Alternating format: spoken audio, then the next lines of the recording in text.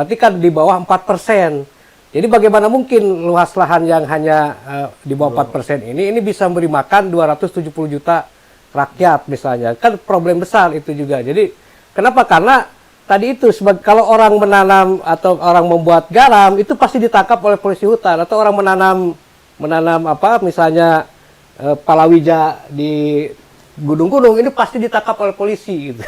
Jadi rakyat ini begitu tidak produktif. Kenapa? Karena tanah, air, dan segala sesuatu yang terkandung itu dikuasai oleh negara. Nah, itu kan problem. Jadi petani kita ini itu di atas 100 juta, tapi cuma penguasaan lahan mereka itu di bawah 0,1 hektar. Jadi misalkan bayangkan dengan Amerika Serikat. Amerika Serikat itu tidak ada petani yang di bawah 5.000 hektar. Itu satu keluarga petani itu rata-rata di atas 5.000 hektar sampai 300.000 hektar. Jadi hanya 20% rakyat Amerika ini yang bergerak di sektor pertanian misalnya.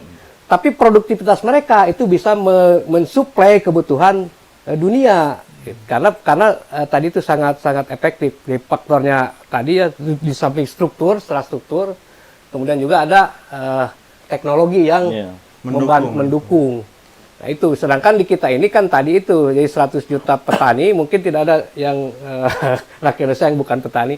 Tapi luas lahan kita itu hanya sawah saja misalkan hanya 7,5 juta hektar, artinya di bawah 4%. Ya salah satu ilustrasi lah begitu kira-kira gitu. Nah, orang kalau misalkan tiba-tiba bikin garam gitu di pinggir laut itu pasti ditangkap polisi hutan, atau misalnya orang petani yang menanam di gunung-gunung itu pasti ditangkap juga. Karena tidak ada izin gitu atau gimana? Ya, kan. jadi rakyat kan tidak punya apa-apa gitu. Mereka ingin bercocok tanam di mana? Tidak bisa juga. Semuanya dikuasai karena oleh semuanya negara, gitu dikuasai oleh negara.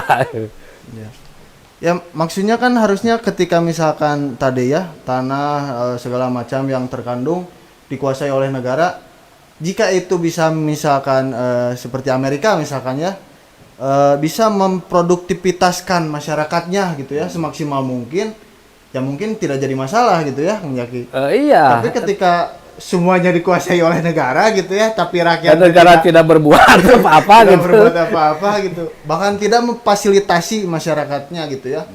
Padahal ketika berbicara tadi penduduk Indonesia itu kan petaninya sangat banyak gitu ya. Kalau misalkan itu didukung, misalkan difasilitasi seperti halnya di Amerika, mungkin bisa melebihi Amerika gitu seharusnya ya kita itu. Oh, betul. Kalau tadi manajemennya itu dikelola secara baik gitu ya. Kalau saya sih lebih melihat problematikanya itu sebetulnya dari paradigma masyarakat dan paradigma negara. Kan paradigma negara kita itu kan tidak jelas. Pancasila itu sebetulnya bisa didefinisikan apapun. Bisa didefinisikan oleh ideologi mana saja sebetulnya, tidak hanya Islam kan gitu. Itu problematikanya. Nah, kalau kita lihat teorinya Muhammad Baqir Sadar tentang nomor-nomor sejarah, dalam arti bahwa setiap perubahan itu pasti ada hukum-hukumnya. Jadi jatuh bangunnya sebuah peradaban itu di Al-Quran itu sudah dijelaskan. Nah, problematika kita itu hari ini itu pasca Perang Dunia Kedua itu semua masyarakat itu mulai pragmatis, mulai menggunakan cara pandang paradigma materialisme. Nah, termasuk di Indonesia kan gitu sebetulnya, termasuk negara kita gitu. Itu juga jadi problem, sehingga yang mereka inginkan bagaimana membebaskan diri mereka dari kelaparan, itu aja toh. Kan gitu. Merdeka dari penjajah, itu aja toh. Nah, setelah itu apa?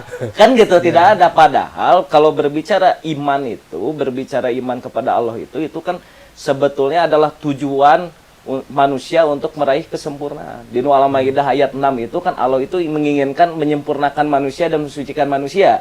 Nah, artinya kan sebetulnya manusia itu seharusnya punya tujuan pada kesempurnaan. Artinya kesempurnaan itu ya Allah Subhanahu wa taala itu sendiri.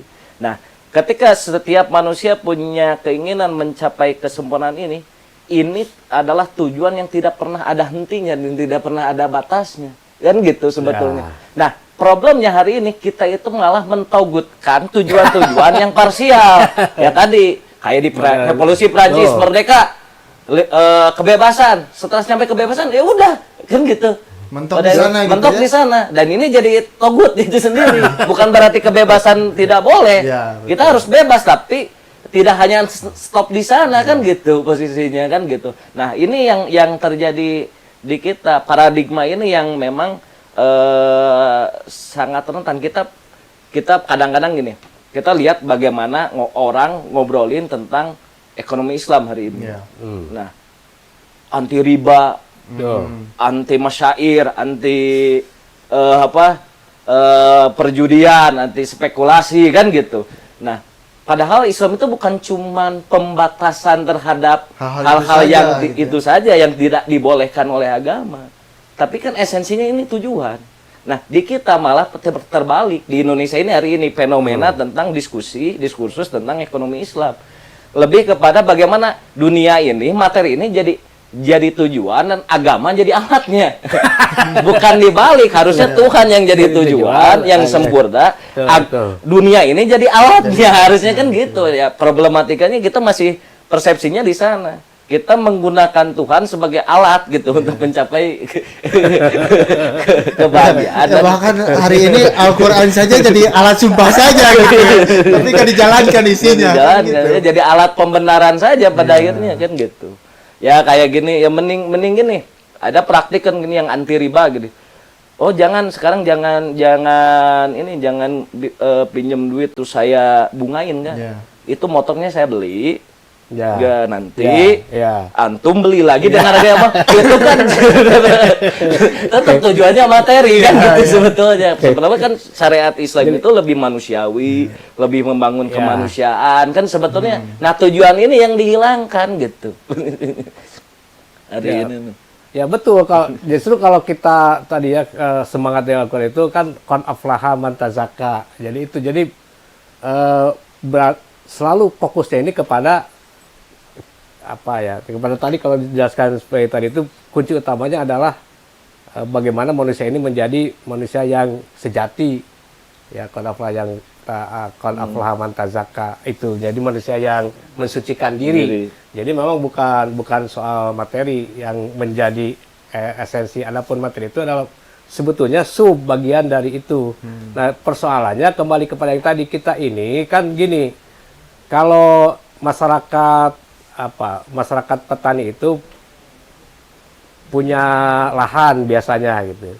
Masyarakat urban mereka tidak punya lahan tapi bekerja di pabrik, di industri. Nah, kita ini berada di tengah-tengah. Jadi maksudnya lahan sudah tidak punya, tapi ekonomi masuk ke ekonomi industri juga tidak gitu. Jadi itulah. Jadi sebetulnya nanggung ya. Jadi nanggung perjalanan sejarahnya nanggung gitu. Sangat nanggung. Jadi maksudnya artinya apa? Materialisme tidak sampai.